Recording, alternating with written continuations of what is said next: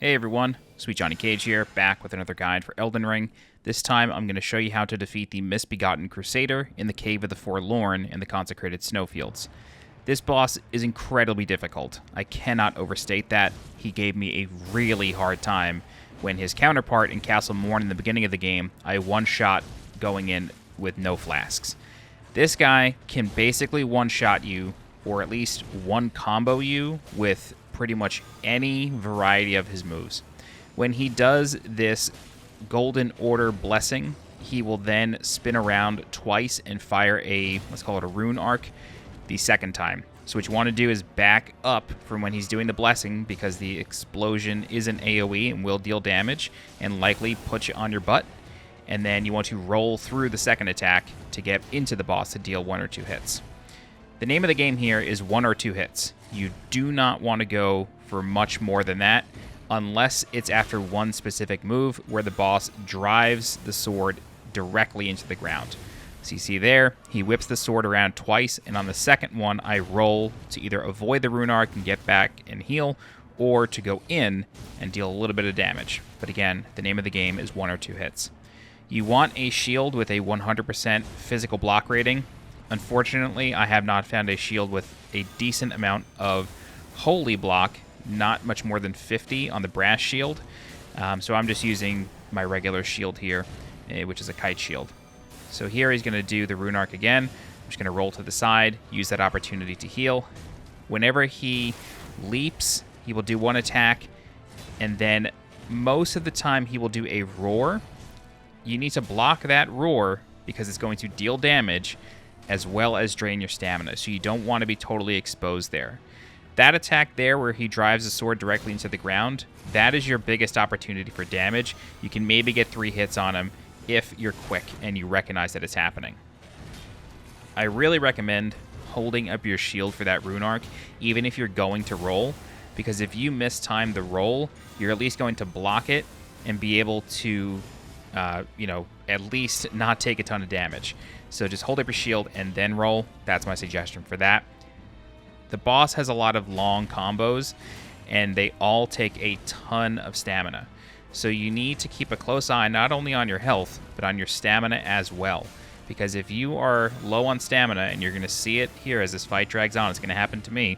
If you're low on stamina, you're going to get your shield broken and then possibly killed. That happened to me more times than I could count. See, I got a shield block here, then he roars. Luckily, what you can do is, if you are feeling comfortable enough with the boss's attacks where you kind of know what's going to come next after 1 or 2 tries, or after 1 or 2 swings, if you know what's going to come next, drop your shield and start backing away. You recover stamina faster in Elden Ring when your shield is not raised. So while your shield is raised, your stamina recovers a lot slower than if you just were walking normally. So don't be afraid to just back up from the boss, and as long as you're far enough away to where he can't do a claw swipe or clip you with a long swing of the sword, you just want to back up, do not hold your shield up, and let your stamina replenish that way. So this leaping attack here, I noticed that he will always swing and then do 2 claw swipes. It is always going to be 2 claw swipes. I can't tell you how many times I tried to roll through the first one only to get hit by the second one and want to smack myself in the face for doing it. I just could not learn the lesson that it is 2 claw swipes and not 1, and you can't just roll through one and then expect to roll through the other. It's too fast. Maybe if you had light roll. I have a medium roll on this build. That's just me. So basically the only attack that you have a lot of time to deal damage to is when he drives the sword into the ground. I know I mentioned that a couple times, but this one here, he's going to roar, and then if you're close enough, he'll do a couple of claw swipes. Whenever he does the double swing, you want to either roll very late or roll to the left. This way, you roll with the sword, not against it, and then that will buy you enough time to roll a second time and avoid the attack. When the boss sort of dashes into you with a sword swing, it can do that for a while. It can keep repeating that one attack probably 2 or 3 times. While that's happening, I do not recommend going after the boss. Just let him do his thing, because eventually he'll get into a better pattern for you. This whole fight is about patience. You don't want to try to rush the boss down. You're going to get punished for it really hard, and you want to do your best to always have enough stamina to roll at least once, because if you can roll once, that means you can roll twice. You're going to have enough recovery time to roll again, so always leave enough stamina to roll at least once. Don't ever drain your stamina bar purposely against this boss. But that's it. For your efforts, you get his weapon, the Golden Order Greatsword. It does have a pretty hefty stat requirement with Strength, Dex, and Faith. So, unless you're doing a primary Dex build with Faith, I kind of wouldn't recommend this sword. I'm going to level it up if I have enough materials, personally, but the scaling with Strength is E, whereas with Dex, it's D. So I assume that by the time this gets to plus 10, Strength is a B, Dex and Faith are at A or S. But that's just a theory. I haven't leveled it up just yet.